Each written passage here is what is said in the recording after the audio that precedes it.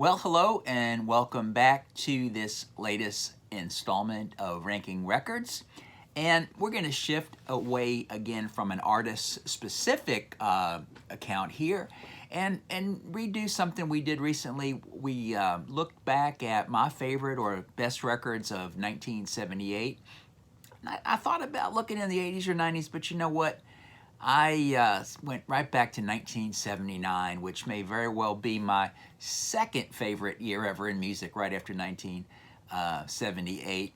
You know, we're still coming off the heels of punk rock, and new wave was in vogue, and just a lot of great music. I must say, though, that the depth of 79 wasn't as great as 78. It maybe made my selections a little bit easier. Did most of them off the top of my head, went back and reviewed a lot of listings to make sure I didn't overlook anything, and no, I was pretty well on target of my initial choices. But I think we've got, maybe we cheat a little bit to get a little extra album in here or two. But let's look at my 10 favorite records from 1979, and again, you know, these reflect my tastes more so than anything. I mean, you know, my tastes very much influence these choices of what I want to say, and it's not very much of a broad spectrum of, you know, covering jazz and funk and soul and things like that. Although I love those, I mean, you'll see where my heart is in the music I love. And boy, this was just a great year for music. But let's start with number 10. And there's something very interesting about this album you might not pick up until I'm finished, but we'll get to that. But number 10, Damn the Torpedoes by Tom Petty and the Heartbreakers. You know, I got to be honest with you, this is probably the last Tom Petty record that I really, truly loved. It's got some great, you know, Petty classics on here. Refugee, Here Comes My Girl, Don't Do Me Like That. It's just a solid record. The Heartbreakers just a fantastic band. And I'm going to take a little bit of jab at Petty insofar as I never was much of a fan of Tom Petty in concert. I just didn't think he was a great live performer. The band sounded great, but he clearly lacked the stage charisma I think that a Springsteen had. And, you know, people differ in that outlook, you know, that opinion of him than I do. But again, that's what this is all about, to generate some discussion. But still, nonetheless, this was one of the records I listened to a lot back in '79, and that's one of the factors I want to mention when I look back. These were the records I listened to a lot back then, and some of these I still listen to very intently today. Number 9, here's a surprise, you know, that I almost forgot about, was the Kinks' Low Budget record. Spent a lot of time on my turntable back in 1979. You know, the Kinks had gotten through a phase, where they were doing all of their, you know, sort of their concept LPs, you know, Soap Opera, Schoolboys in Disgrace, Preservation, and maybe we got a little tired of that. They were great, don't get me wrong, but it was really nice to get back to an album of just songs that didn't really didn't fit together thematically like those, and just a solid record. A very topical at the time. You had a song like a gallon of gas, you know, talking about the gas shortage, the lines that we all had to queue up back in 1979. And also, they got into the disco phase here, just like, you know, Blondie did with Heart of Glass, and what was the other one? The Stones with Miss You. We saw back in '78 with Superman, and you know, you could even buy it on a 12-inch back then. It was just great to listen to. It's got Catch Me Now I'm Falling, which has become, you know, a Kinks standard. Again, a great record, low budget, number 9 from the Kinks. And watch for the Kinks. We're going to do a full artist thing on the Kinks at some point. Number 8, I'm going to tell you right now, I know this is going to be on a lot of people's list as the number 1 record of '79, but it's a little down at the bottom of me, and I'll explain why. And that's The Clash's London Calling. I love The Clash. I'm not a really huge Clash fan like some others, but for me, this is my favorite Clash record. You know, I guess the music they made on this record may be a little more accessible to my taste than on some of the earlier records. The title track, just a brilliant song. I love the hidden track, Train in Vain, which we probably know better by its lyrical refrain, Stand By Me. I've always loved Spanish Bombs, Lost in the Supermarket. Again, a brilliant double record. Maybe some filler as far as I'm concerned, but still nonetheless, very strong record from The Clash, coming in at number 8. Number 7, this may surprise you, but man, this was high on my list of favorite records of that year that I played a lot. Ian Hunter's brilliant You're Never Alone with a Schizophrenic. Clearly his highlight of his solo career, post Mott the Hoople. Such a fantastic record. He worked with the late Mick Ronson on this. He and Ronson were just always fantastic together. Some classics on here, When the Daylight Comes, Just Another Night. It's got his Cleveland Rocks, which we heard on I guess the Drew Carey show. It also originally was a song called England Rocks. He changed it to Cleveland Rocks. What a great song. It's even got the song Ships on here, showing his really mellower side, and that song was covered by Barry Manilow. But just a fantastic record. He's got some contributions from some of the E Street Band members on here. Roy Bittan, Max Weinberg, Gary Talent, and I actually got to see Ian Hunter and Mick Ronson play touring for this record at the Fast Lane in Asbury Park, and those 3 guys from the E Street Band came out, and I believe they did When the Daylight Comes with the core of the E Street Band there, the bass, drums, and piano. Sounded really cool. So great record. Still love listening to this one today. Now, 9, 8, 7, I can never count. Number 6, and I'm going to sneak 2 albums in here, and would you believe that these 2 fantastic records by Joe Jackson came out in the same year? His debut, Look Sharp, and its follow-up, I'm the Man. 2 amazing records. I mean, just so many fantastic songs on here. It's got his hit we all know and love, Is She Really Going Out With Him? Sunday Papers, the title track, Look Sharp, Fools in Love.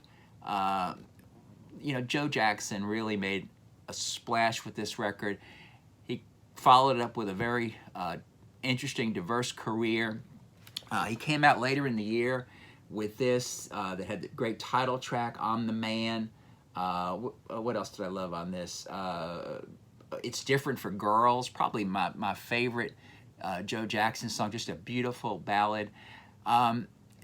It was kind of strange at the time because a lot of people tried to lump Joe Jackson and Elvis Costello and Graham Parker together, and there was no need to do that. I think each one of them was uniquely different in their own way and just were fantastic songwriters, fantastic performers. The Joe Jackson Band at the time was just great, and it was just a real treat to get to see some live shows back then. But 2 albums in the same year of this caliber, amazing. Speaking of Graham Parker, coming in at number 5 is certainly his career-defining record, and that's the brilliant Squeezing Out Sparks, recorded with his incredible band, The Rumor. The live shows were fantastic. I think that the songwriting on this record was just Parker at his peak. Some great pop songs, Local Girls, some very meaningful songs in terms of things like You Can't Be Too Strong, and the subject matter of that we'll let you figure out what that's about. It's kind of eye-opening when you realize what he's singing about. Discovering Japan, just a great album, lead-off track. The playing of The Rumor, I just is fantastic. We need to mention The Rumor. Brinsley Schwartz was the namesake, a guitar player. Was his band that Nick Lowe was such a member of, and we've also got the great Martin Belmont, Bob Andrews, Steve Golding, and Andrew Bodnar. One of the greatest bands. It was nice that they did come back and do a reunion just a few years ago. But again, Parker at his best. Number 4, the album that really, in my opinion, put this band on the mark, Cool for Cats by Squeeze. Still today, it features just some of the really solid, strong Squeeze songs. Slap and Tickle, Goodbye Girl, Up the Junction, probably the most perfect song ever written. And of course the title track, Cool for Cats. You know, gosh, like I said, we talked about the first album when we did our Squeeze ranking. It was just really not what, in my opinion, what Squeeze was all about. Just, you know, really just getting more into the pop vein with this record. The songwriting of Difford and Tilbrook, just fantastic. The playing of that band, just sublime. If you don't know this album, get it. Now, number 3, and I cannot believe I learned something that I never knew before, but did you know, I didn't, and I can't believe I didn't know that these albums were released on the same day, I believe it's June 9th of 1979. We've got Labor of Lust from Nick Lowe, and we've got Repeat When Necessary from Dave Edmunds, and both, of course, were Rockpile records. You know, they were under different record contracts. You know, Nick was with Columbia in the U.S., and Dave was with Swan Song, and overseas, you know, Nick was on, I guess it was F-Beat at the time, or Radar, I can't remember. F-Beat, I think it was. But 2 fantastic records. And we talked about this when we did our Rockpile album ranking, that at the time they both had hits on the radio. We were hearing Cruel to Be Kind from Nick. We were hearing Girls Talk, Edmund's great version of a Elvis Costello song on the radio. You know, think of it as a double Rockpile album. It was just brilliant.